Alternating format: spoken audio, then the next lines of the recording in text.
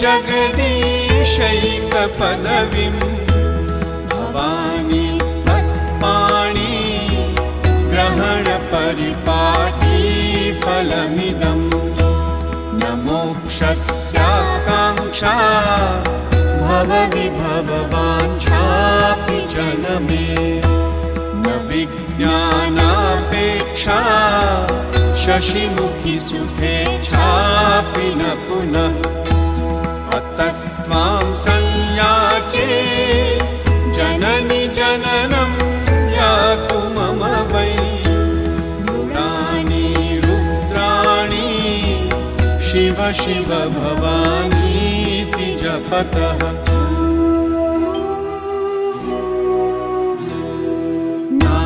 नाराधितासि विधिना